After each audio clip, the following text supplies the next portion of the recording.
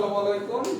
আজকের ক্লাসে যারা আমার সাথে ইতিমধ্যে জয়েন করছেন, প্রথমে একটু কমেন্টস করে জানান আমার কথা স্পষ্ট শুনতে পাচ্ছেন কিনা, বোর্ডের লেখা স্পষ্ট দেখতে পাচ্ছেন কিনা। যদি কথা স্পষ্ট শুনে থাকেন আর বোর্ডের লেখা যদি স্পষ্ট দেখে থাকেন, তাহলে সবাই একটু কমেন্টস করেন অল ক্লিয়ার।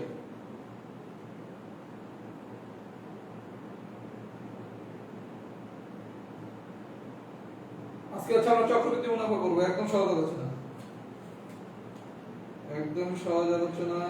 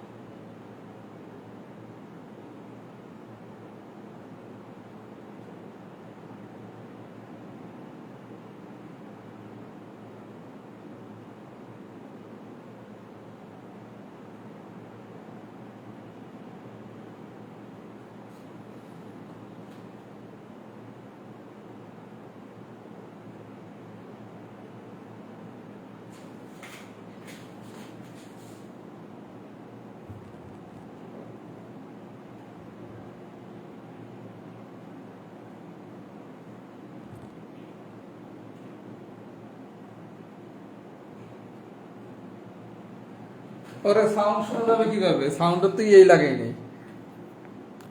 এখন কি কথা স্পষ্ট শোনা যায়? সাউন্ডের তো পোর্টই লাগাই নেই, কথা শোনেন কিভাবে?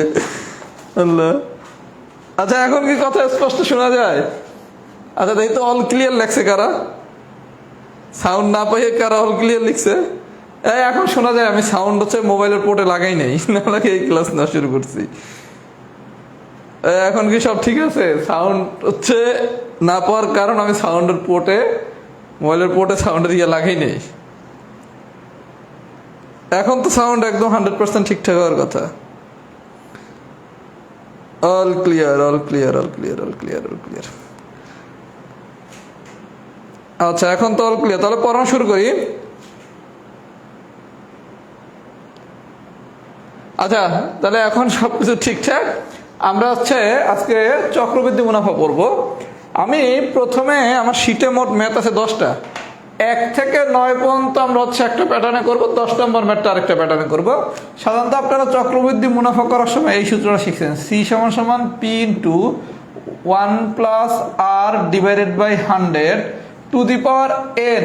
অনেকে সূত্রটা এইভাবে শিখছেন, আসলে সূত্রটা হচ্ছে এন ইন্টু টি। এটা আরেকটু সুন্দর করে লিখি। আরে আল্লাহ, হাত গেছে রে। এটা হচ্ছে মূল সূত্র, C equals to P into 1 plus R by 100 to the power N T. এই সূত্রটার সাহায্যে শুধু আমরা 10 নম্বর কোশ্চেনটা করবো। 10 নম্বর মানে যেটা হচ্ছে 43তম প্রিলিতে আসছে। বাকি ম্যাথগুলো আমরা এই সূত্র দিয়ে করব না, আমরা আরো সহজ নিয়মে করব। এই সূত্র দিয়ে করা সব ম্যাথই করা যায়, কিন্তু এর থেকে আমরা একটু সহজ করে করব। আমরা পার্সেন্টেজ কনসেপ্ট দিয়ে করব। আচ্ছা, সবাই খুব মনোযোগ সহকারে আমার কথাটা শোনেন, ইনশাল্লাহ একদম সহজ আলোচনা। ক্লাস নিতে মানে 30-35 মিনিটের বেশি লাগবে না। প্রথমে আসেন এক্সাম্পল নাম্বার 2। কি বলছে? বার্ষিক 10% মুনাফায়, বার্ষিক 10% মুনাফায় 2000 টাকার 3 বছরের চক্রবৃদ্ধি মূলধন কত? আচ্ছা, চক্রবৃদ্ধি মূলধন কত? আপনারা যদি এই সূত্র দিয়ে করতেন, সি সমান P into 1 plus R divided by 100 to the power N T, এটা দিয়ে হবে। কিন্তু আমরা এই সূত্র ইউজ করব না, আমরা করবো শতকরা দিয়ে। কিভাবে? আপনার প্রথম কাজ কি, মূলধন দেওয়া আছে কত? 2000, লেখেন মূলধন 2000 ইন্টু, প্রথম কাজ আপনি মূলধন লিখবেন। আচ্ছা, কত পার্সেন্ট? 10%। 10% মানে কি? 110%। 10% মানে কি?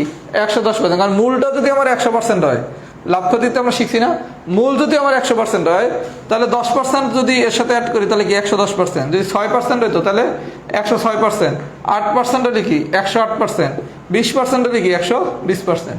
তাহলে আমরা পার্সেন্ট পেলাম কত? 110। কয় বছর বলছে? 3 বছর। যত বছর বলবে 110% ততবার গুণ করবেন। 3 বছর বললে 110% 3 বার গুণ করবেন। আমার কথা কি সবাই বুঝছেন? প্রথম কাজ মূলধন 2000 লিখবেন, লেখার পর যে পার্সেন্টেজটা দেবে কি দিবে, যদি 10% দেয় তার মানে কি 110%, 8% দিলে 108%, 6% দিলে 106%, 20% দিলে 120%, নিলাম 110%। যত বছর বলবে, যদি 3 বছর বলে তাহলে 110% নেব 3 বার, যদি 2 বছর বলতো তাহলে 110% নিতে 2 বার।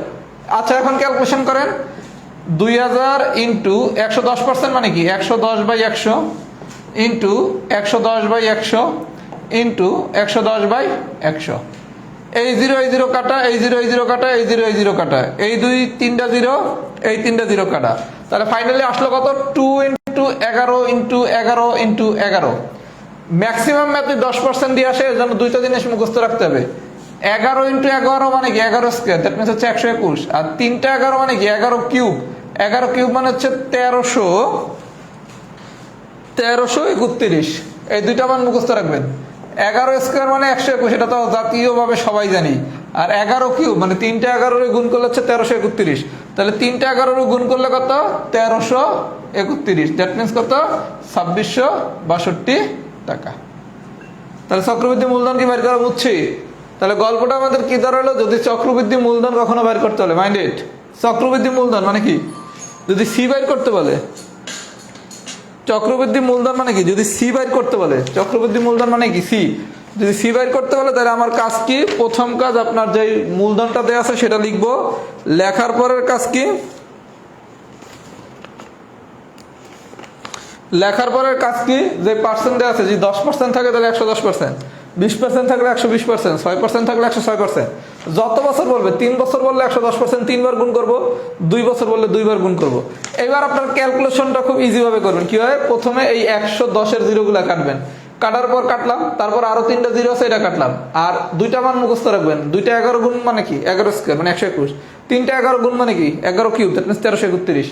অঙ্ক খুব সহজে শেষ। সবাই যদি বুঝে থাকেন তাহলে একটু লেখেন, এক্সাম্পল 2 ডান, এক্সাম্পল 2 ডান।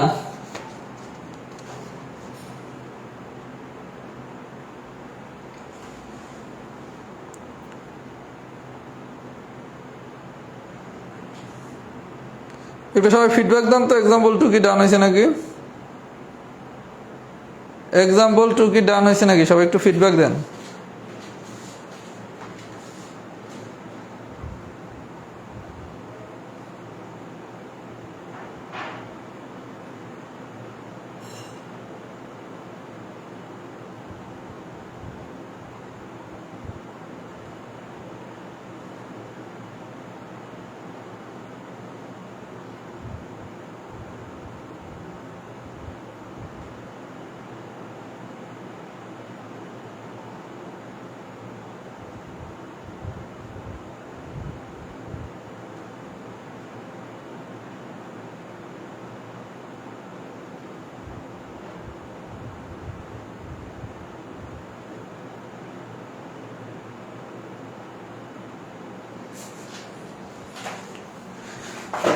সবাই একটু ফিডব্যাক দেন তো, এটা কি বুঝছেন নাকি? আচ্ছা, তাহলে এইটা যদি আমরা বুঝে থাকি, এটা যদি আমরা বুঝে থাকি তাহলে আমাদের হিসাব খুব সোজা। যে কোনো চক্রবৃদ্ধি মূলধন যদি বাইর করতে বলে তাহলে আমরা এই নিয়মে বের করবো। আচ্ছা, এখন আসেন একটু যদি পেজ দেয়, অঙ্ক নাম্বার 1, 2, 3 আপনারা সবাই পারবেন। এবার আসেন অঙ্ক নাম্বার 4, যদি একটু পেজ দেয়, পেজটা কি,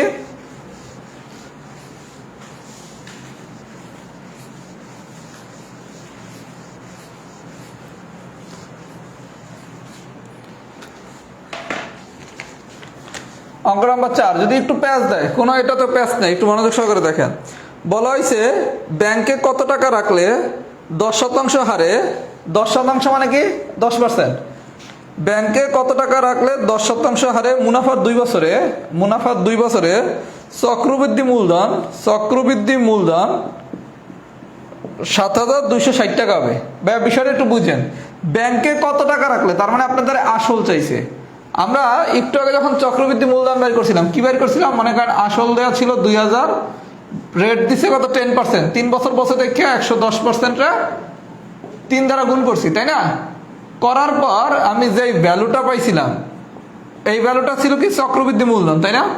এটা ছিল আসল অথবা মূলধন, আর আমি যে বাইর করছিলাম এটা ছিল কি চক্রবৃদ্ধি মূলধন, তাই না? এইবার একটু খেলাটা চেঞ্জ করে দিছে। খেলাটা কি দিছে? পার্সেন্টেজ 10% বলছে। 10% মানে কি 110%। 2 বছর বলছে মানে কি 110% নিতে হবে কয়বার? 2 বার। এইবার ভাই খেলাটা যেটা চেঞ্জ করছে, গতবার আপনার চক্রবৃদ্ধি মূলধন বের করতে বলছে, এইবার চক্রবৃদ্ধি মূলধন দিয়ে দিছে। তাহলে চক্রবৃদ্ধি মূলধন কত? 7260 সমান সমান কি ছিল? চক্রবৃদ্ধি মূলধন সমান সমান ছিল কি আসল। আসল বাইর করতে বলছে, তার মানে আসল ধরলাম কি এক্স ইন্টু, যেহেতু 2 বছর বলছে, 2 বছর মানে কি 110% ইন্টু 110%। তার মানে আগের অঙ্কটা যখন আপনি করছেন তখন আপনার 2 নম্বরে চক্রবৃদ্ধি মূলধন বের করতে বলছে, আর এই আসল 2000 দেওয়া ছিল। এইবার আপনার চক্রবৃদ্ধি মূলধন দিয়ে বলছে এই আসলটা বের করতে, তখন আপনার কাজ কি? এই আসলটা ধরবেন এক্স। তাহলে 7260 সমান কি এক্স ইন্টু 110% ইন্টু 110%।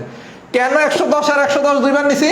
যেহেতু 2 বছর বলছে, তাহলে 2 বছর বললে আমরা 110% ইন্টু 110% করবো। আচ্ছা করলাম, তাহলে একটু ক্যালকুলেশনটা দেখি।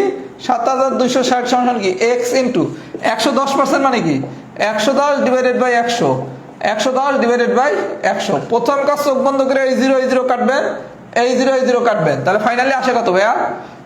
7260 ইন্টু আর গুণ করলে 10 ইন্টু 10 ডিভাইডেড বাই 11 ইন্টু 11, এটা সমান সমান কত? এক্স। 11 আর 11 গুণ করলে কত? 121। আপনি সরাসরি 121 দিয়ে এটা কাটাকাটি করতে পারেন। 726 যায় কয়বার? 6 বার। 60, 60 এর সাথে 100 গুণ করলে হচ্ছে 6000। এখন যে কোনো একজন প্রশ্ন করতে পারেন, ভাই আপনি কেমনে বলছেন 121 দিয়ে কাটাকাটি যায়? আপনি প্রথমে অ্যান্সার দেখবেন, অ্যান্সার যদি পূর্ণ সংখ্যায় আসে, অ্যান্সার যদি পূর্ণ সংখ্যা আসে তাহলে ডেফিনেটলি 121 দিয়ে এটা কাটাকাটি করা যাবেই। না গেলে তো আপনার রেজাল্ট হচ্ছে ফ্র্যাকশন আসতো, মানে ভগ্নাংশ আসতো। এগুলোই হচ্ছে একটু স্মার্ট ক্যালকুলেশন বোঝা। মানে আপনি যখন একটু কমপ্লেক্স ক্যালকুলেশন আসবে, ফার্স্টে দেখবেন অপশন, অপশনে যদি দেখেন কোনো দশমিকের ব্যবহার নাই, তাহলে তো আপনি ধরেই নিছেন 121 দ্বারা অবশ্যই ভাগ করা যাবে। কথা কি বোঝেন নাই? তাহলে গল্পটা একই ছিল, শুধু পার্থক্যটা কি আমার এখানে আসলটা বের করতে বলছে বা মূলধনটা বের করতে বলছে, এটার জন্য আমি এটারে এক্স ধরছি। সবাই যদি এটা বুঝে থাকেন লেখেন এক্সাম্পল 4 ডান, এক্সাম্পল 4 ডান যদি এটা বুঝে থাকেন।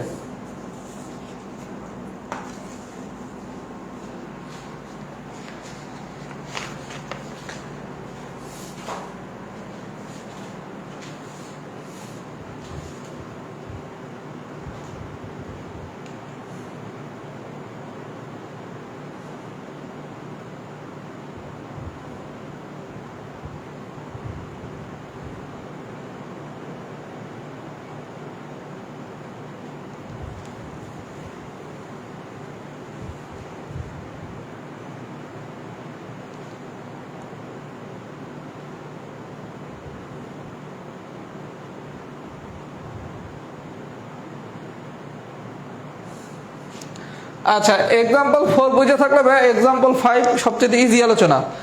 এক্সাম্পল 5 কি বলছে একটু দেখেন, একই জিনিস, মানে পুরো খেলাটাই একই খেলা, একটু মনোযোগ সহকারে দেখেন। এক্সাম্পল 5 কি বলছে? আপনারা বলবে এবার যৌগিক মুনাফা বের করতে। আচ্ছা আপনারে প্রথম প্রশ্নে আমি কি বলছিলাম? চক্রবৃদ্ধি মূলধন বের করতে। আপনি যখন হচ্ছে সরল মুনাফা করছিলেন তখন একটা সূত্র শিখছেন, সি সমান সমান কি ছিল? আই প্লাস পি, মানে এটা হচ্ছে সুদ আসল, এটা ছিল কি সুদ, আর এটা ছিল কি আসল। তাহলে আপনি যখন সুদ বের করতে বলছে, আপনি সরল মুনাফা যখন সুদ বের করছেন তখন আই সমান সমান কি ছিল? সি মাইনাস পি না? আই সমান সমান কি ছিল? C minus P. তার মানে আপনার যদি চক্রবৃদ্ধি মূলধনের ম্যাথের ক্ষেত্রে কখনো আপনার যৌগিক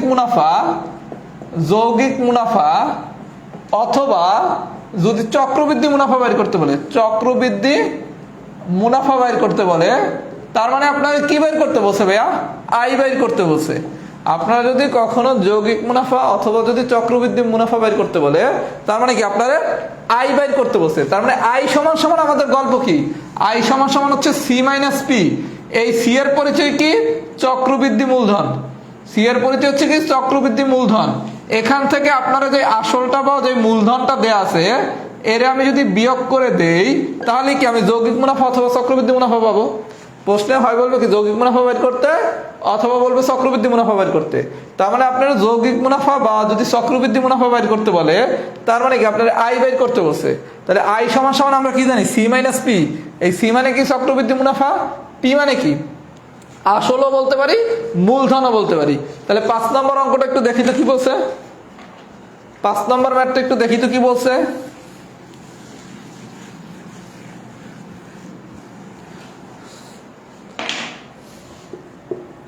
5 নম্বর ম্যাথটা কি বলছে দেখেন, বার্ষিক সুদের হার 10%। 10% মানে কি 110%। 10% হলে 5,000 টাকার 2 বছরের যৌগিক মুনাফা কত, অথবা বলবে চক্রবৃদ্ধি মুনাফা কত। তাহলে আপনি শিখছেন কি ভাই, যৌগিক মুনাফা বা চক্রবৃদ্ধি মুনাফা মানে কি, আই সমান কি সি মাইনাস পি। এই সি বাইর করার গল্প জানি কি ছিল ভাইয়া, প্রথমে লিখবেন মূলধন 5,000 ইন্টু কয় বছর, 2 বছর, তার মানে 110% নেবো কয়বার, 2 বার। এই গল্প কি বুঝছেন? এটা হচ্ছে কি আপনার সি। চক্রবৃদ্ধি মূলধন বের করার পর টেকনিক শিখছি কি, মূলধন লিখবো, তারপর যেই পার্সেন্টেজটা দেওয়া আছে এটা যত বছর হবে অতবার গুণ, তাহলে সি পাইলাম। আর পি এর মান কত, 5,000 কে আমার মূলধন না, তার মানে বিয়োগ 5,000। তাহলে এখন ক্যালকুলেশন করেন, 5,000 into 110 divided by 100 into 110 divided by 100। এই 0 কাটা দেয়, এই 0 কাটা দেয়, এই 2 0 বাদ। তাহলে 11 তে গুণ করলে আমি কি শিখছি একটু আগে, 121। 121 এর সাথে যদি 5 গুণ করেন, কি গুণ ভাই, কাটাকাটিটা একটু করি, তারপরে করে ফেলছি তো। 5,000 into 110 divided by 100, 110 divided by 100, 0 কাটা, 0 কাটা, এই 2 0 কাটা। তাহলে 11 গুণ করলে কত, 121। 121 এর সাথে যদি আমি 50 গুণ করি, 121 এর সাথে 50 গুণ করলে কত হয়, 121 এর সাথে 50 গুণ করলে 6,050 হয়। 6,050 মাইনাস 5,000, তার মানে আমার যৌগিক মুনাফা বা চক্রবৃদ্ধি মুনাফা হচ্ছে 1,050 টাকা। তার মানে এই জায়গায় কাহিনী কিছুই না, আপনি 1 2 3 যা করছেন তাই। 1 2 3 আপনারা বের করতে বলছিল কি, চক্রবৃদ্ধি মূলধন, আর এই জায়গায় বের করতে বলছে কি, চক্রবৃদ্ধি মুনাফা। যখন মুনাফা মানে সোজা বাংলা মুনাফা মানে কি, আয় বের করতে বলছে। আয় বের করতে বললে গল্প কি, সি থেকে আমি পিরে বিয়োগ করব। আমার কথা কি সবাই বুঝছেন? যদি বুঝে থাকেন তাহলে কেস 1 ডান, কেস 1 এ সব ম্যাথ পারবেন। কেস 1 ডান, কেস 1 ডান। সবাই যদি বুঝে থাকেন লেখেন কেস 1 ডান। একই জিনিস, শুধু পার্থক্যটা কি, একই জিনিস শুধু পার্থক্যটা কি, পার্থক্যটা হচ্ছে যখনই মুনাফা বের করতে বলবে তখন কি চক্রবৃদ্ধি মূলধন থেকে আমার মূলধনটা বিয়োগ করতে হবে, চক্রবৃদ্ধি মূলধন থেকে মূলধনটা বিয়োগ করতে হবে। কথা কি বুঝতে পারছি? যদি বুঝে থাকেন একটু লেখেন সবাই, কেস 1 ডান হচ্ছে নাকি। আচ্ছা, 1 নম্বর ম্যাথটা একটু বলবো কিনা, অবশ্যই বলবো। আমার এখনো তো ক্লাস শেষ হয় নেবে, আমি আরেকটু কথা শেষ করি। যে হচ্ছে প্রশ্ন করছেন যে জান্নাতুল ফেরদৌস ঋতু, আপনারা আমি তখন জিজ্ঞেস করবো আমার কি আর এক করানো লাগবে কিনা। আলোচনা তো এখনো শেষ হয় নাই, একটু ওয়েট।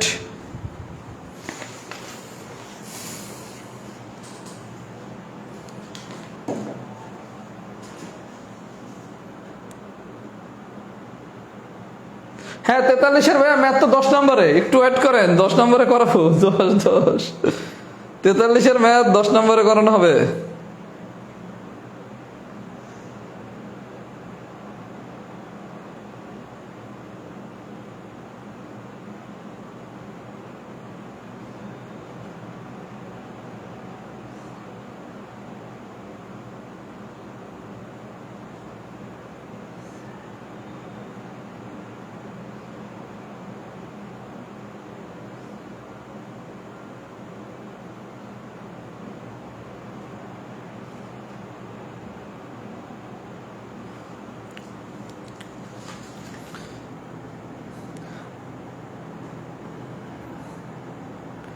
একজন একটা কোশ্চেন করছে, ভাই দশমিকের ভাগ শিখিয়ে দিন। আমি যখন ক্লাস শেষ করবো আরেকবার একটু কমেন্টস করেন, শিখিয়ে দেবো না, আরেকবার একটু কমেন্টস করেন, যখন আমি ক্লাস বলবো ফুল ক্লাস ডান লেখেন তখন। আচ্ছা, আমরা তাহলে কেস 1 পারছি। এবার ভাই আমার কথা একটু মনোযোগ সহকারে শুনবেন। আমি কেস 2-র প্রথমে যেই ম্যাথটা করাবো এটা আমি অনেক সময় নিয়ে পুরো বিস্তারিতটা করাবো। এটা 39তম প্রিলির কোশ্চেন, কিন্তু পরীক্ষায় তো এত সময় নিয়ে করা যাবে না। প্রথমে আমরা পুরো ম্যাথটা বুঝবো, তারপর সেই ম্যাথটা আমরা শর্টকাট বানাবো। 6 নম্বর ম্যাথটা দেখি তো কি বলছে, সরি 7 নম্বর ম্যাথটা কি বলছে আমরা একটু বোঝার চেষ্টা করি। বার্ষিক শতকরা 10% হারে 100 টাকা 2 বছর পর সরল ও চক্রবৃদ্ধি মুনাফার পার্থক্য কত? কোশ্চেন বুঝলা যান, মনে করেন কোশ্চেন দিছে বার্ষিক শতকরা 10% হারে 1000 টাকার 2 বছর পর সুদ কত। আপনি আপাতত 7 নম্বর কোশ্চেনটা ভুলে যান। আপনারা কোশ্চেনটা যদি আমি এরকম দেই, 10% হারে 1000 টাকার 2 বছর পর সুদ কত, আপনি কি শিখছেন? সরল মুনাফার ক্ষেত্রে সুদ বের করার সূত্র কি, I = এনপিআর ডিভাইডেড বাই 100। আচ্ছা, তাহলে এন এর মান কত 2, পি এর মান কত 1000, আর এর মান কত 10, নিচে আছে কত 100, এই ডাবল জিরো কাটা যায়, 10 10 কে 100, 100 সাথে 2 গুণ করলে 200 টাকা। তার মানে আপনারা যদি আমি এই কোশ্চেনটা দিতাম সরল মুনাফার 10% হারে 1000 টাকা 2 বছরের সুদ কত, আমরা জানি কি সরল মুনাফার ক্ষেত্রে সুদ বা সরল মুনাফা কত একই কথা।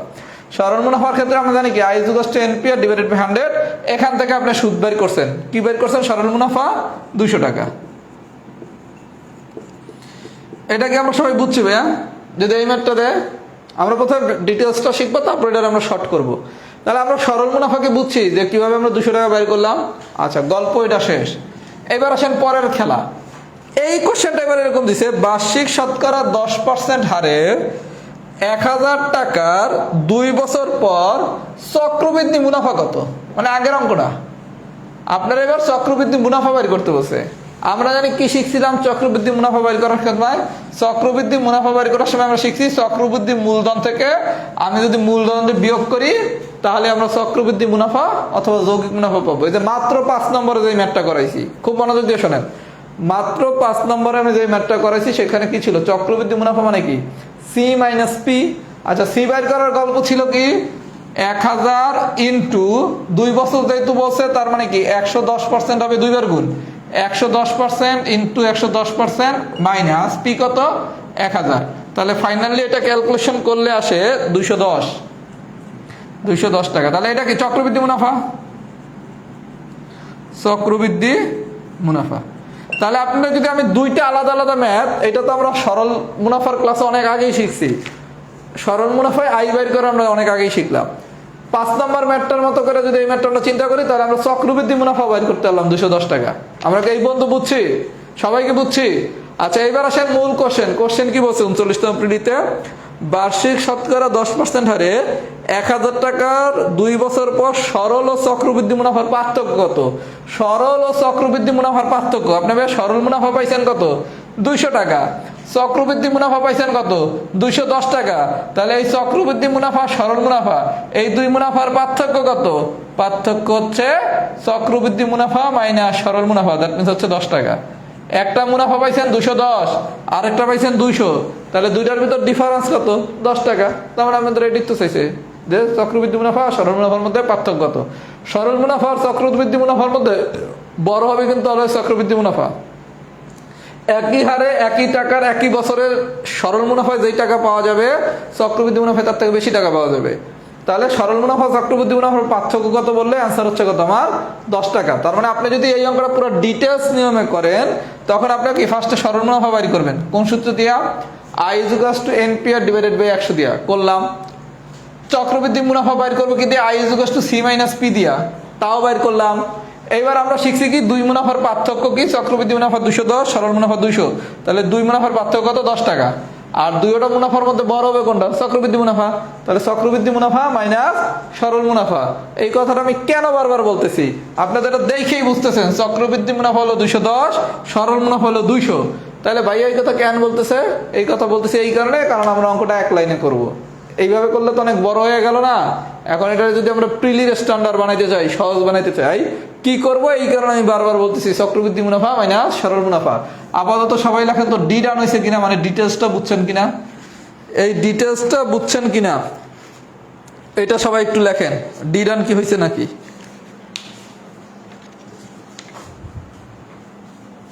এই ক্লাস কি আমি ফার্স্ট নিতেছি, এত শতকরাতে পড়াইছি, মানে পার্সেন্টেজের কনসেপ্ট তো, এই কারণে কি আমি কি ফার্স্ট পড়াচ্ছি নাকি, একটু কমেন্টস করেন তো।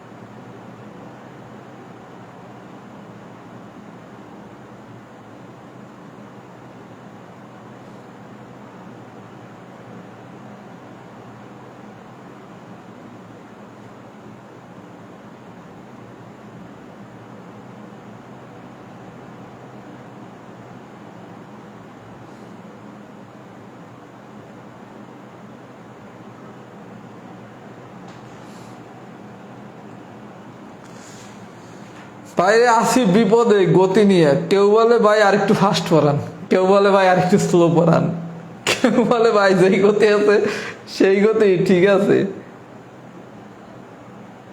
আচ্ছা ম্যাথটা বুঝছেন কিনা এটা একটু বলেন সবাই।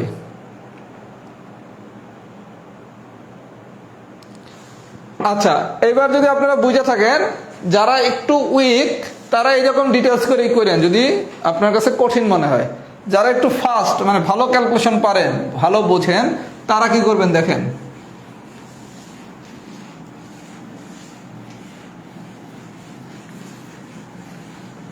তারা কি করবেন দেখেন, আপনারা বলছে কি বার্ষিক শতকরা এত % হারে 1000 টাকা 2 বছর পর সরল ও চক্রবৃদ্ধি মুনাফার পার্থক্য। তাহলে দুইটা মুনাফার পার্থক্য বলছে, একটা হচ্ছে সরল মুনাফা আর একটা হচ্ছে কি চক্রবৃদ্ধি মুনাফা।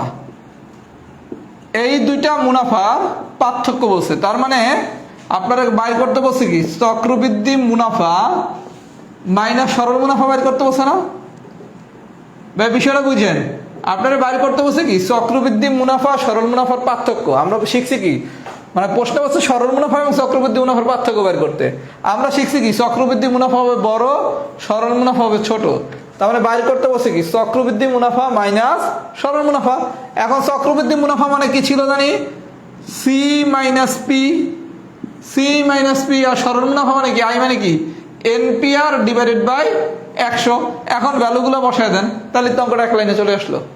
আমার কথা বিষয় বুঝছেন? আপনারা বলছে সরল মুনাফা এবং চক্রবৃদ্ধি মুনাফার মধ্যে পার্থক্য বের করতে। তাহলে আমার বড় কোনটা? চক্রবৃদ্ধি মুনাফা। তাহলে চক্রবৃদ্ধি মুনাফা মাইনাস সরল মুনাফা। আপনি জানেন কি চক্রবৃদ্ধি মুনাফা মানে কি? চক্রবৃদ্ধি মূলধন মাইনাস মূলধন। আর সরল মুনাফা মানে কি এনপিআর ডিভাইডেড বাই 100। এখন আপনি ভ্যালুগুলো বসায় দিলেই গান শেষ। সবাই কি আমার কথা বুঝছেন? তাহলে এখন কি অঙ্কটা এক লাইনে হয়ে গেল না? হয়েছে? আর যারা একটু কম বোঝেন তারা পুরোটাই করবেন। আমি এখন যে ম্যাথটা করাবো 9 নম্বর, এটা সাধারণত রিটেন ম্যাথ, তারপরে শিখিয়ে দিই কোনো কারণে যদি প্রিলিতে আসে। 9 নম্বর ম্যাথটা হচ্ছে রিটেন ম্যাথ, এটা প্রিলিতে আসা উচিত না, তারপর আমি একটু শিখিয়ে দিতেছি।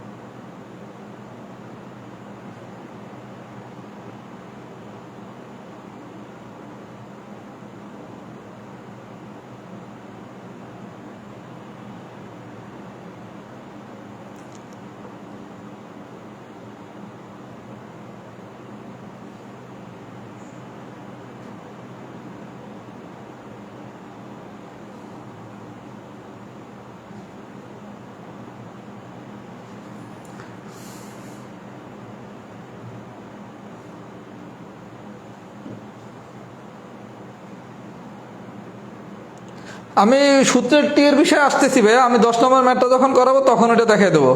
এই যে সাব্বির আহমেদ রাবিন, আমি সূত্রের বিষয়ে আসতেছি ভাইয়া, ওইটা আমি 10 নম্বর ম্যাথ করানোর সময় দেখাবো। আচ্ছা এবার আসেন 9 নম্বর ম্যাথটা ভাইয়া আমার মতে কখনো এটা প্রিলিতে আসা উচিত না, এটা হচ্ছে রিটেন ম্যাথ। আমি নিয়মটা শিখিয়ে দিয়েছি, তারপরে যদি কোনো কারণে 9 নম্বর পরীক্ষায় আসে কখনোই 9 নম্বর ম্যাথ পরীক্ষায় প্রথমে করবেন না। আচ্ছা একটু আমরা প্রশ্নটা পড়ি এবং বোঝার চেষ্টা করি। আমি যেই সমাধানটা দিছি এই সমাধান দিয়ে আমরা করবো না, আমরা আরেকটু সহজ সমাধান দিয়ে করব।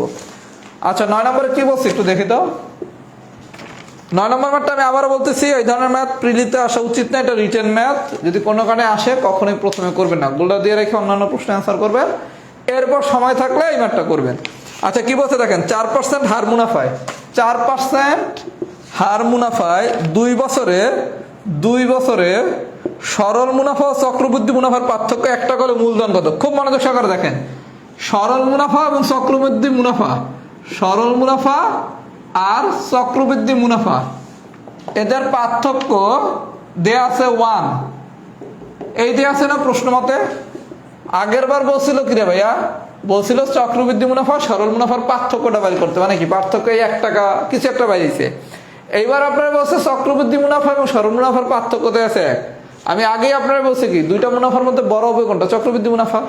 আচ্ছা এখন আপনারা বাইর করতে বলছে মূলধন বের করতে, মূলধন মানে কি পি বের করতে বলছে। আচ্ছা এটা পিও লিখতে পারেন বা মূলধন হচ্ছে সমান এক্স ও ধরতে পারেন। আচ্ছা তাহলে চক্রবৃদ্ধি মুনাফা মানে আমরা কি শিখছিলাম? C minus P. আর সরল মুনাফা মানে কি শিখছিলাম? এনপিআর ডিভাইডেড বাই 100, এটা সমান কত? 1। আচ্ছা সি মানে কি ছিল জানি ভাইয়া? মূলধন। মূলধন মানে কি আমরা পি ধরলাম, যদি পি ধরি পিও ধরতে পারি, এক্স ধরলে এক্সও ধরতে পারি, ইচ্ছা। আপনি যদি পি ধরে করেন পি। আচ্ছা যেহেতু আমরা সবসময় এক্সই ধরি তাহলে এক্সই ধরি, তখন এই আসলটা কি হয়ে যাবে? এক্স। এই আসলটাও কি হয়ে যাবে? এক্স। আচ্ছা তাহলে সি সমান আমরা কি শিখছিলাম? মূলধন ইন্টু পার্সেন্ট কত? 4%, তার মানে 104%। কয় বছরে? 2 বছরে। তাহলে 104% ইন্টু 104% মাইনাস এক্স। আর এটা কি হবে? N x. এন কত বছর? 2 বছর। এন কত বছর? আচ্ছা ভাই আমি এক্স আর এনটা মিলিয়ে ফেলি, তো আমি পি ধরেই করাই, আমার এন আর এক্স একই রকম হয়ে যায়। তো এই কারণে আপনারা চাইলে এক্স ধরেও করতে পারেন, মূলধন পি ধরেও করতে পারেন। আচ্ছা তাহলে চক্রবৃদ্ধি মুনাফাটা কি? C minus P. সরল মুনাফা হচ্ছে আই, দ্যাট মিনস হচ্ছে 1। আচ্ছা সি মানে কি?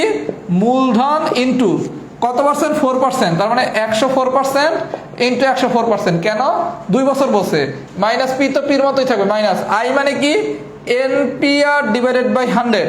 আই মানে হচ্ছে এনপিআর ডিভাইডেড বাই 100। এন মানে কত? 2 বছর। পি তো পির মতো থাকবে, আর বলছে কত? 4%। 100 সমান 1। এখন আমার দেখেন এখান থেকে শুধু পি বাইর করতে হবে। কিভাবে বাইর করবো দেখেন? বা পি ইন্টু 104 মানে কি? 160 ডিভাইডেড 100, 160 ডিভাইডেড বাই 100। কাটাকাটি করলে সাইড ধরে এটা 26, এটাও 26, এটা 25, এটা 25, মাইনাস পি মাইনাস এটা যদি কাটাকাটি করি আসে কত? 25। 2p ডিভাইডেড বাই 25 সমান 1।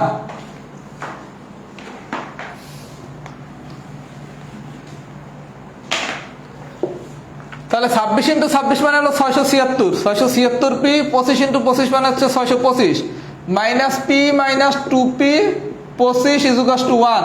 এখন লসাগু করেন, লসাগু আসবে কত? 625।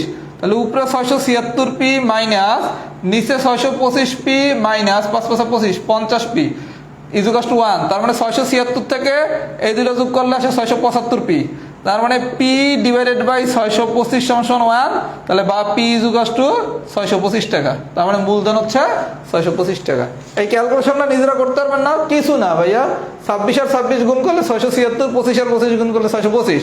এবার লসাগু করবেন, ক্যালকুলেশন শেষ। তার মানে এই ধরনের ম্যাথ আসলে কি আমরা পারবো না? কনসেপ্ট কি? চক্রবৃদ্ধি মুনাফা আর সরল মুনাফার পার্থক্য বলছে 1। আমরা শিখছি কি চক্রবৃদ্ধি মুনাফা সরল মুনাফার ক্ষেত্রে কি চক্রবৃদ্ধি মুনাফাটা বড় হবে। তার মানে কি চক্রবৃদ্ধি মুনাফা মাইনাস সরল মুনাফা, এটা সমান কি 1। তাহলে চক্রবৃদ্ধি মুনাফা মানে কি শিখছেন? C minus P. সরল মুনাফা মানে কি শিখছেন? NPR divided by 100। এখন আপনি যা বাইর করতে বলছে সেই আলোকে কাজ করবেন। যদি এটা বুঝে থাকেন লেখেন এক্সাম্পল 9 ডান।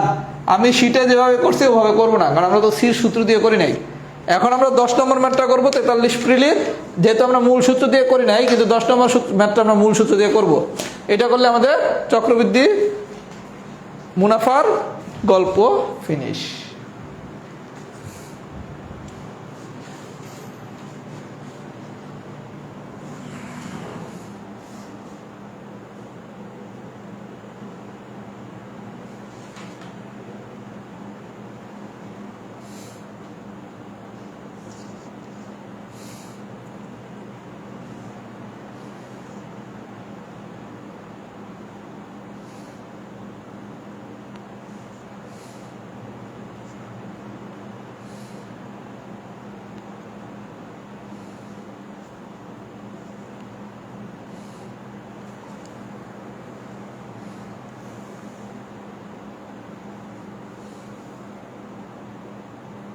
হ্যাঁ 9 নম্বর হচ্ছে পিওর রিটেন ম্যাথ ভাইয়া। এটা যদি কোনোখানে প্রিলিতে দিয়ে দেয় এই কারণে শিখিয়ে দিলাম, কারণ একই কনসেপ্ট। আপনার 7 নম্বর ম্যাথ যেই কনসেপ্ট দিয়ে করছেন 9 নম্বর ম্যাথে একই কনসেপ্ট দিয়ে করছেন, কিন্তু এটা আমার মনে হয় না প্রিলিতে দেওয়া উচিত। আচ্ছা এবার আসেন ভাইয়া 10 নম্বর প্রশ্নটা। আপনারা যে সূত্রটা শিখছেন, আচ্ছা সবাই একটু একটু 1 মিনিট অপেক্ষা করেন, আমি একটু আমার মার ইনসুলিনটা দিয়ে আসি।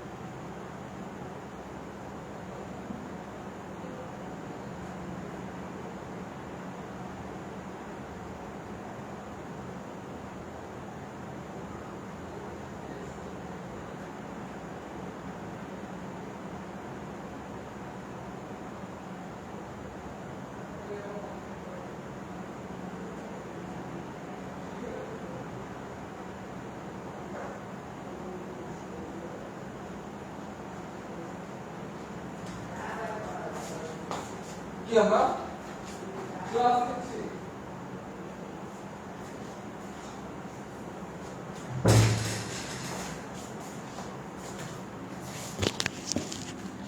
আচ্ছা, এবার আসেন এক্সাম্পল 10। আচ্ছা, প্রথমে আমি পুরো সূত্রটা লিখি, তারপর হচ্ছে বিস্তারিত আলোচনা করতেছি।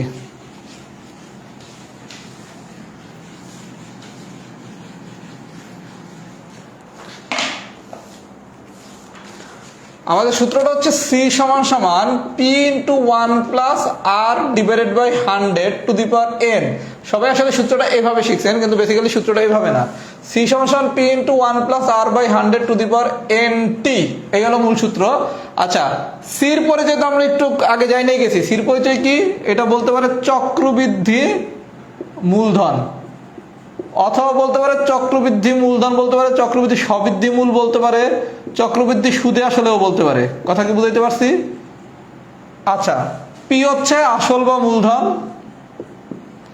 আসল বা মূলধন, আর তো হচ্ছে সুদের হার, এন হচ্ছে সময়, আর টি হচ্ছে বছরের চক্রবৃদ্ধি সংখ্যা, বছরের চক্রবৃদ্ধি সংখ্যা। তাহলে আমরা এই যাতে কিছু জিনিস আমরা জানি, সেই জিনিসগুলো আমরা মুছে দিই। যেতটুকু জিনিস জানতে হবে নতুন করে, শুধু এতটুকু জানি। আচ্ছা, সি মানে আমরা কি শিখছি? চক্রবৃদ্ধি মূলধন হইতে পারে, সবৃদ্ধি মূল হইতে পারে, তারপর সুদে আসলে হইতে পারে, যাই বলুক, এটা হচ্ছে সি। আপনি সোজা বাংলা, পি হচ্ছে আপনার ইনিশিয়াল ক্যাপিটাল, মানে হচ্ছে যেটা নিয়ে আপনি কাজ করা শুরু করছেন, মানে আসল, মানে মূলধন আপনার যা আছে, এইটা হলো পি। সোজা হিসাব কি আপনার পি মানে কি? যেই টাকাটা আপনার কাছে আছে আসল। তারপরে টাকা তো দুইটা, একটা হলো সির টাকা আর একটা হচ্ছে পি এর টাকা। এই দুইটা টাকা না, একটা সি আর একটা হচ্ছে পি। তাহলে আপনার সি যদি হয় আসল বা মূলধন, তাহলে সরি, পি যদি আসল বা মূলধন হয়, তাহলে সি কি? উল্টাটা।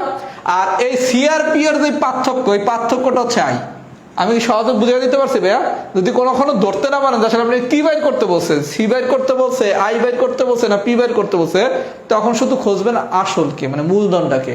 মূলধন হচ্ছে পি, তাহলে মূলধন বাদে আরেকটা ক্যাপিটাল যেটা দেবে সেটা হচ্ছে সি, আর সি আর বি এর পি এর যেটা পার্থক্য সেটা হচ্ছে কি? I, C minus P. আচ্ছা, এখন এখানে আমরা আরো জানলাম, সবই জানলাম, শুধু টিটা বুঝি নাই। টিটা হচ্ছে কি? বছরের চক্রবৃদ্ধি সংখ্যা। মানেটা কি?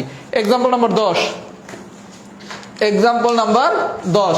এই টিটা কেন আমরা না লিখে এতদিন ম্যাথ শিখছি সেটারও ব্যাখ্যা আমি দিচ্ছি। আচ্ছা, 10 নম্বর ম্যাথটা কি বলছে একটু দেখি। 10 নম্বর ম্যাথ হচ্ছে 43 পিলির কোশ্চেন। বলা হয়েছে 20% যৌগিক মুনাফা, মানে 20% যৌগিক মুনাফা নয় কি? চক্রবৃদ্ধি। আচ্ছা, যৌগিক মুনাফা আর চক্রবৃদ্ধি মুনাফা একই কথা। 20% যৌগিক মুনাফায় 10,000 টাকা, 10,000 টাকা, তার মানে আমার পি কত? 10,000। আচ্ছা, 2 বছরের জন্য বিনিয়োগ করা হলো, কত বছরের জন্য? 2, তাহলে এন কত? 2 বছর। আচ্ছা, এটা তো আর এর মান 20%। আচ্ছা, আমরা শিখছি কি, যখনই কোনো ম্যাথ করব আর এর ক্ষেত্রে ভ্যালুটা থেকে আমরা পার্সেন্টেজটা নেব না, কারণ আমরা তো এই কারণে নিচে 100 দিছি, তাই না? এটা আমরা প্রথমে শিখছি না সরল মুনাফার ক্লাসে? আর এর মান নেওয়ার সময় কি আমরা শুধু ভ্যালুটা নেব, কখনোই পার্সেন্টেজ নেব না। তাহলে আর পাইলাম 20, পি পাইলাম 10,000, এন পাইলাম 2। আচ্ছা, যদি যৌগিক মুনাফা অর্ধ বছর হিসাবে ধরা হয় তাহলে চক্রবৃদ্ধি মূলধন কত? আচ্ছা, পুরো বিষয়টা একটু আমরা দেখি। আপনারে বলা হয়েছে চক্রবৃদ্ধি মূলধন বের করতে, তাহলে সি সমান সমান P into 1 plus R divided by 100 to the power N T. যে কোনো একজন আমার প্রশ্ন করতে পারেন, ভাই আপনি এই সূত্রে গেলেন কেন? আপনি তো আগে আমাদের শিখাইছিলেন হচ্ছে পার্সেন্টেজ দিয়ে করতে হবে, সেটার ব্যাখ্যাও দিচ্ছি, সব ব্যাখ্যা দিয়ে দেবো। আপাতত আপনি আগের গল্প সব ভুলে যান, এই গল্পে আসেন। আপনারে পি বলছে কত? পি বলছে 10,000, 1 প্লাস 100, আর এর মানটা লিখলাম না, এন হচ্ছে 2, এই পর্যন্ত ঠিক আছে। আচ্ছা, আর এর মান আমার 20ই লেখার কথা ছিল, লিখলাম 20, এখন শুধু টি বাকি আছে, তাই না? আচ্ছা, এখন ভেজালটা কোথায় লাগছে? বলছে 20% যৌগিক মুনাফায় মূলধন 10,000 টাকায় 2 বছরের জন্য বিনিয়োগ করা হলো। যদি যৌগিক মুনাফা অর্ধ বছর হিসাবে ধরা হয়, যৌগিক মুনাফাটারে অর্ধ বছর হিসাবে ধরা হয়েছে, তাহলে আপনার বার্ষিক যদি পার্সেন্টেজ সুদের মানে ইন্টারেস্টের পার্সেন্টেজ যদি 20% হয়, তাহলে অর্ধেক বছরের পার্সেন্টেজ হবে কত? 20/2 মানে 10% না? আপনার সুদের হার যদি 20 হয়, সুদের হার যদি 20 হয়, দ্যাট মিনস এটা হচ্ছে বার্ষিক। তাহলে বার্ষিক যদি আমার সুদের হার 20 হয়, তাহলে অর্ধ বছর মানে কি? 6 মাসে, মানে অর্ধেক টাইমে। অর্ধেক টাইমে তাহলে সুদের হার কি 2 দ্বারা ভাগ দিতে হবে না? আপনার 12 মাসে সুদের হার যদি 20% হয়, 12 মাসে যদি হয় 20%, তাহলে 1 মাসে কত? 20/12, 6 মাসে কত? তাহলে এখানে হচ্ছে 2, 10। বুঝাইতে পারছি কেন 2 দ্বারা ভাগ করছি? তাহলে আমার আর এর মান কত? 10 না? তার মানে আর এর মান কিন্তু এখানে 20 লেখা যাবে না, লিখতে হবে 10।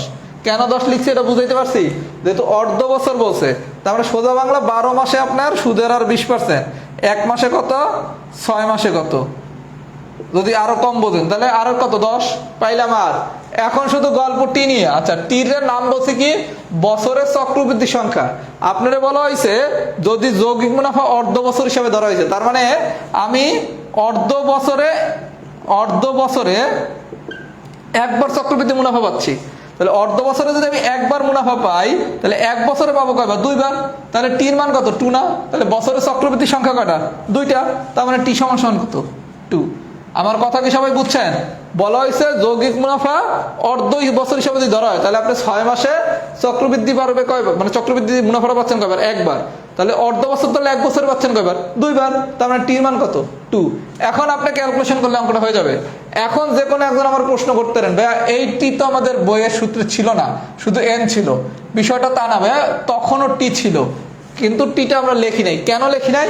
তখন তো আপনারা যৌগিক মুনাফা বলছে কি, যেমন মনে করেন অঙ্ক নাম্বার 1 যদি 2 চিন্তা করেন, বার্ষিক 10% মুনাফায় 2,000 টাকা 3 বছরের চক্রবৃদ্ধি মূলধন কত? মানে মুনাফা কি বার্ষিক 1 বছরে, তাহলে 1 বছর যদি হয় তাহলে চক্রবৃদ্ধি বছরে বাড়ছে কয়বার? একবার না? তখন টির মান ছিল 1। মানে আপনি যদি 2 নম্বর অঙ্কটা এই সূত্র দিয়ে চিন্তা করেন, তখন টির মান ছিল 1, কারণ বার্ষিক বলছে, যৌগিক মুনাফা বার্ষিক হিসাবে কনসিডার করছে। তাহলে বার্ষিক হিসাবে কনসিডার করলে টির মান 1, তাহলে টির মান যদি এখানে 1 লেখি, এটা কি আর লেখা লাগে? আপনি কি আমার কথা বুঝছেন? তার মানে মূল সূত্র এইটাই ছিল, কিন্তু আপনাদের সবগুলা ম্যাথই হচ্ছে বার্ষিক কনসিডার করে দেওয়ার কারণে ওখানে টির মান 1 ছিল, এই কারণে এটার আমরা আলাদাভাবে লিখতাম না। কথা কি বুঝতে পারছেন? তার মানে সূত্র কিন্তু এইটা। এবার আমি কাটাকাটি করেন, 0 0 কাটা যায়, তাহলে ফাইনালি থাকে কত? 10,000 ইন্টু, এখানে লসাগু করলে 10, এখানে 10 plus 1 to the power 4 into 11/10 to the power 4, 11 to the power 4, আর হচ্ছে 10 টু দি পাওয়ার 4, মানে 10 ইন্টু 10 ইন্টু 10 ইন্টু 10, সাইডটা 0 কাটা যায়, তাহলে অ্যান্সার হচ্ছে 11 টু দি পাওয়ার 4। সবাই কি ম্যাথটা বুঝছেন? যদি বুঝে থাকেন লেখেন তো এক্সাম্পল 10 ডান। আমি কি বুঝাইতে পারছি? আর এর মান, এই যে খেলা শুধু 2টা বোঝা। আর এর মান কিভাবে 10% লিখলাম, মানে 10 লিখলাম, টি কেন 2 লিখলাম? কথা কি বুঝছেন? কারণ আগের যে ম্যাথগুলো ছিল যদি বার্ষিক কনসিডার করতো, তখন কিন্তু আর এর মান বেশি থাকতো, টির মান 1 হইতো। মানে আপনার যদি 2 3 1 2 3 এর ম্যাথগুলো করতাম 1 2 3 এই সূত্র দিয়া, তখন কিন্তু আর এর মান বেশি থাকতো, টির মান কিন্তু 1 হইতো। কিন্তু এই জায়গায় একটু চেঞ্জ করেছে কেন? কারণ এখানে বলে দিচ্ছে যৌগিক মুনাফা অর্ধ বছর হিসেবে কনসিডার করলে, তার মানে কি 6 মাস, তাহলে কি অর্ধেক হয়ে যাবে সুদের হার, এই কারণে 10। আর 6 মাসে একটা চক্রবৃদ্ধি হলে 1 বছরে কটা হবে? 2টা, তার মানে টির মান কত? 2। সবাই কি বুঝছেন? যদি বুঝে থাকেন একটু সবাই কমেন্টস করেন। আর এটা আমরা পার্সেন্টেজের কনসেপ্ট দিয়ে করি নাই কেন? কারণ এখানে আমাদের টি এর ভ্যালু আলাদা একটা মান আছে, এই কারণে। আগের ম্যাথগুলো আমরা পার্সেন্টেজ দিয়ে সেই ম্যাথগুলোই করতে পারবো যেগুলো হচ্ছে বার্ষিক কনসিডার করবে। মানে এরকম চক্রবৃদ্ধির সংখ্যা যদি একটা হয়, মানে টির মান যদি 1 হয়, তখন আমরা পার্সেন্টেজ কনসেপ্ট দিয়ে করব। আমার কথা কি সবাই বুঝছেন? আর যদি টির মান 1 না হয়, তখন এই ফর্মুলা দিয়ে করতে হবে। তাহলে আমি বুঝাইতে পারছি পার্থক্যটা? আমরা সব ম্যাথই যদি বছরের চক্রবৃদ্ধি সংখ্যা 1 হয়, দ্যাট মিনস টির মান 1 হয়, দ্যাট মিনস কি বার্ষিক হিসাব হয়, তখন আমরা সব ম্যাথই পার্সেন্টেজ কনসেপ্ট দিয়ে করব। যদি কোনো কারণে তার ব্যতিক্রম হয়, মানে এরকম 10-এর মতো হয়, টির মান 1 না হয়, তখন আমরা এই ফর্মুলা দিয়ে করব। সবাই কি আমার কথা বুঝছেন? যদি বুঝে থাকেন একটু কমেন্টস করেন তো।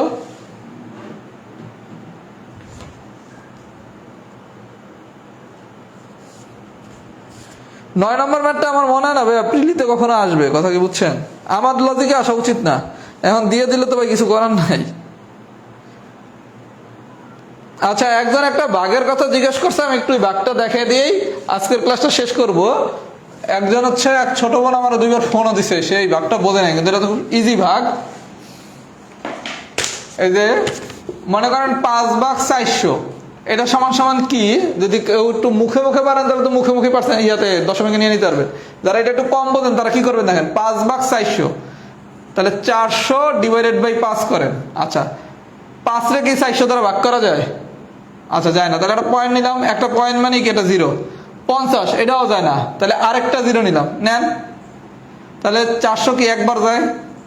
আচ্ছা, তাহলে থাকে কত? 100। আবার এই পয়েন্টের জন্য একটা 0। আচ্ছা, আর একটু সোজা দেখাই, আপনাকে তো এত কঠিন আইবে না, আর একটু সোজা দেখাই যেটা মিলে যাবে। 5 ভাগ 600, তাহলে 600 ডিভাইডেড বাই কি জানি প্রশ্নটা দিছিলেন একজন, 20 ভাগ। প্রশ্নটা একটু লেখেন তো। ওই যে ছোট বোন আমার ফোন দিছিলেন, একটু প্রশ্নটা লেখেন তো। আপনি কোনটা জানি পারেন নাই, এটাই দেখাইতেছি। এই যে দশমিক আছে, হ্যাঁ আপনি আপু আপনি একটু কোশ্চেনটা লেখেন, কোনটা জানি পারেন নাই সেটা একটু লেখেন, আমি দেখাই দিতেছি। সবাই একটু ফিডব্যাক দেন, ফুল ক্লাস কি ডান আছে নাকি? এই যে মলি, আপনি যে প্রশ্নটা পারেন নাই, প্রশ্নটা লেখেন, আপনার প্রশ্ন দিয়ে বুঝিয়ে দিতেছি।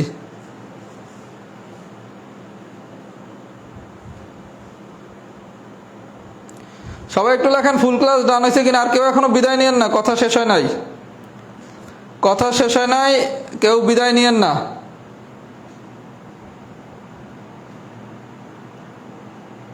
10 নম্বর আসা উচিত ছিল না, একজন একটা কোশ্চেন করছেন। আচ্ছা ভাই, আমি একটা প্রশ্নের ধরন বলে দেই।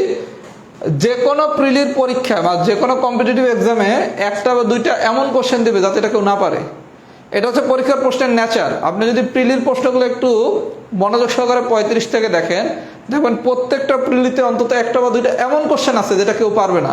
যেমন 43 প্রিলির যেই কোশ্চেনগুলো পারার কথা না, এর মধ্যে কিন্তু 10 নম্বর নাই। কারণ 10 নম্বর হচ্ছে যারা ব্যাংকের প্রিপারেশন নিচ্ছে তাদের জন্য এটা ইজি ম্যাথ। মানে 10 নম্বর কোশ্চেনটা এই টাইপের ম্যাথ হচ্ছে, ব্যাংকের যারা প্রিপারেশন নিচ্ছে তারা পারবে, কিন্তু যারা ব্যাংকের প্রিপারেশন নেয় পিওর বিসিএস প্রিপারেশন নিচ্ছে তাদের জন্য 10 নম্বর অনেক কঠিন ম্যাথ। কিন্তু এরকম 2-1টা কঠিন ম্যাথ ছিল, যেমন পিথাগোরাসের উপপাদ্যের প্রয়োগের যে ম্যাথটা, এটা ডেঞ্জারাস কঠিন ছিল। এটারও কঠিনের ভিতর কিছুটা ধরা যায়। এরকম 1-2টা কোশ্চেন প্রতিবারই কঠিন আসবে, আপনার তো 15তে 15 পাওয়ার দরকার নাই। আবার 9-10টা তো সোজা কোশ্চেন আসছে রে ভাই। আপনি 43 প্রিলির কোশ্চেনটা এত কঠিন বলতেছেন, আমি 43 প্রিলির উপরে একটা পরীক্ষা ক্লাস নেব প্রশ্নের উপর, এত কঠিন বলতেছেন। 6টা কোশ্চেন ছিল শুধু বিগত বিসিএস, এই 6টা তো মাস্ট করা উচিত। তারপর সমাবেশ দিয়ে আসছে কোলাকুলি মোস্ট কমন কোশ্চেন। তারপর সমাধান দিয়ে যেটা আসছে ইজি কোশ্চেন। তারপর হচ্ছে জ্যামিতির একটা আসছে কি জানি বলে, এই হলো 8টা, আরো 2টা, মানে 9 থেকে 10টা কোশ্চেন পারা সম্ভব ছিল। এত কঠিন কোশ্চেনের ভিতরে আপনি 9 থেকে 10টা কোশ্চেন পারা সম্ভব ছিল, তাহলে সেগুলো পারেন নাই কেন? আপনি এই 2টা কঠিন কোশ্চেন বাদ দেন। আচ্ছা, আমি ওই প্রশ্নটা দেখে আমি আপু প্রয়োজনে আগামী ক্লাসে দেখা দেবো। আচ্ছা, আমি এখন একটু কথা বলি, কেউ বিদায় নেন না। মূল কথা হচ্ছে আমাদের সিলেবাস আলহামদুলিল্লাহ শেষ। আচ্ছা, কিভাবে শেষ? আমাদের রেখার উপর আমি একটা নোট আপলোড দেবো, এইটা আপলোড দিলে আমাদের আর কিছুই বাকি নেই। পাটিগণিতে সবকিছু পড়ানো শেষ হয়ে গেছে, বীজগণিতে সবকিছু পড়ানো শেষ হয়ে গেছে, সূচক লগারিদম ধারা সবকিছু পড়ানো হয়ে গেছে, বিন্যাস সমাবেশের সবকিছু পড়ানো হয়ে গেছে, জ্যামিতিও পড়ানো হয়ে গেছে। আমরা 4 থেকে 5টা চ্যাপ্টারের একটা একটা করে টাইপ বাকি ছিল, যেমন সমাবেশের একটা টাইপ, বিন্যাসের একটা টাইপ, দ্বিঘাত সমীকরণের হচ্ছে 2টা টাইপ, তারপর হচ্ছে আপনার বৃত্তে একটা টাইপ। এই যেই কয়টা টাইপ বাকি ছিল এটার উপর আমি একটা ক্লাস নেব। কথা কি বুঝাতে পারছি? একটা ক্লাস হবে। আর 43 প্রিলির 3 থেকে 4টা ম্যাথ আছে, যেই ম্যাথ 3 থেকে 4টা আমার দেখাই দিতে হবে। এটা এই একটা ক্লাসের ভিতর হতে পারে, হয়তো 2টা ক্লাসও হতে পারে। আপনাদের সিলেবাস আনুষ্ঠানিকভাবে আজকে শেষ, যতটুকু বাকি আছে এটা একটা ক্লাসের মামলা। আমি খুব সম্ভবত আগামীকালকে একটা সাজেশন ভিত্তিক ক্লাস নিতে পারি, মানে স্পেসিফিক ভাবে কোন চ্যাপ্টার দিয়ে একদম শেষ মোমেন্টে কি পড়া উচিত, এবং সেটা হবে সর্বোচ্চ রিস্ক নিয়ে। মানে আমার দৃষ্টিতে সাজেশন মানে হচ্ছে একটু রিস্ক থাকতে হবে, আসতেও পারে নাও আসতে পারে। আমি যদি আপনার পৃষ্ঠা খুলে বলি যে সব পড়েন, তাহলে এটা আবার সাজেশন হলো কি হবে? আগামীকালকে 15 তারিখ, পরীক্ষা 27 তারিখ, তার মানে 11 দিন থাকবে। 11 দিনে তো আমাকে একটু সিলেক্টিভ বলতে হবে। আমি বীজগণিতের উপর যদি আল্লাহ বাঁচায় রাখে, সব ঠিক থাকে, আমি একটা সাজেশনমূলক ক্লাস দেবো, মানে 9 মার্কের উপর। বীজগণিতের উপর 9টা কোশ্চেন আছে, যাদের অবস্থা একটু খারাপ বা মোটামুটি আছেন তারা ক্লাসটা করতে পারেন, কারণ ওখানে অনেক রিস্কি ভাবেই আমি কথা বলবো, অনেক কিছু বাদ দিয়ে বলবো। কমন না বলে কেউ আমার গালি দিতে পারবে না, কারণ আমাদের হিউম্যান নেচারটা হচ্ছে এমন, যদি আপনি আমি একটা সাজেশন দেই, সাজেশনটা যদি কমন পড়ে, আলহামদুলিল্লাহ রিস্ক নিছিলাম, গেইন। এতে রাহাত ভাইয়ের কোনো ক্রেডিট নাই।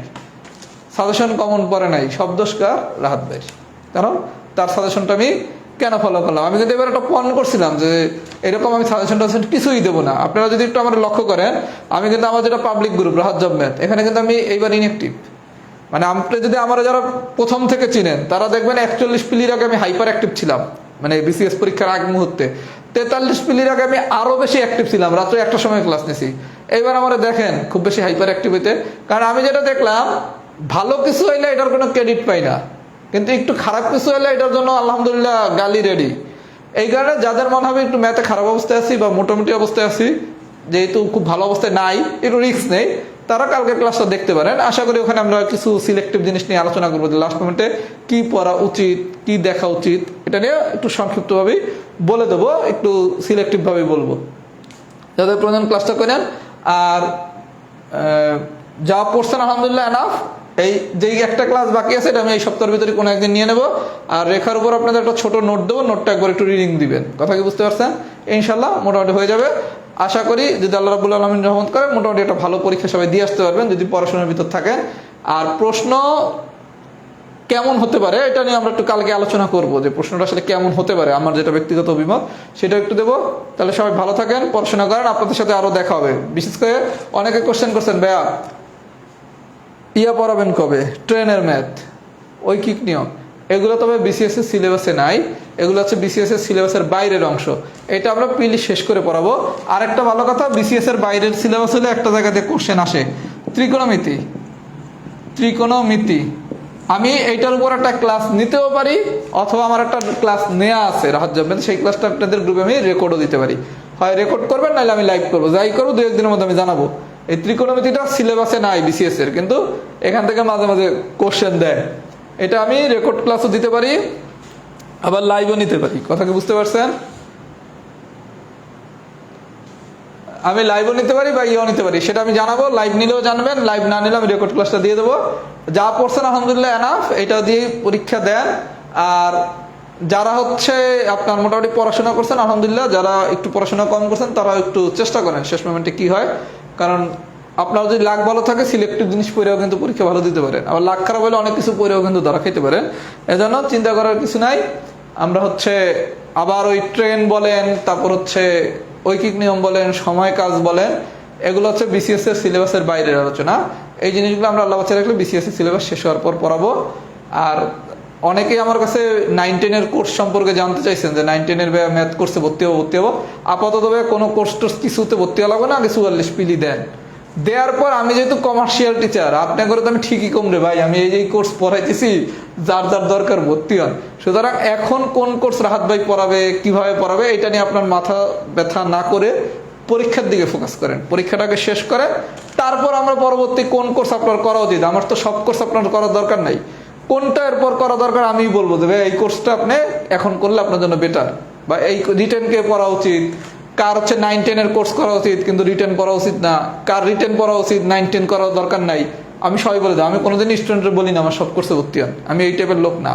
কথা কি বুঝছেন? যে টাকা কামানোর জন্য বুঝিয়ে দিলাম যে সব কোর্স পড়ে নাইলেই লাভ, এই জিনিস হাত ভেবে কখনো করে না, ইনশাল্লাহ ভবিষ্যতে করবে না। আমি বলে দেবো যে কার কোন অবস্থানের প্রেক্ষিতে কার কোনটা পড়া উচিত। তাহলে কালকে সাজেশন ক্লাসটা একটু দেখেন, আর সবাই ইচ্ছা অন্যান্য সাবজেক্টগুলো ভালো মতো পড়েন। আর আমার এই ব্যাচে যারা মানসিক দক্ষতা পড়েন, মানসিক দক্ষতা 4টা ক্লাস বাকি আছে, এটা আমি ইনশাল্লাহ চেষ্টা করবো এই সপ্তাহ বা রবিবার দিনের ভিতরে শেষ করে দিতে। আল্লাহ হাফেজ, আসসালামু আলাইকুম। যারা নোট করছে রিসেন্ট গুলো একটু নোট টোট আপলোড করেন, যারা রিসেন্ট নোট টোট করছেন একটু নোট টোট আপলোড করেন তো গ্রুপে। যারা রিসেন্ট নোট করছেন তারা হচ্ছে একটু নোটগুলা গ্রুপে আপলোড করে নেন 44 পিলির বেসে। ওকে, আল্লাহ হাফেজ।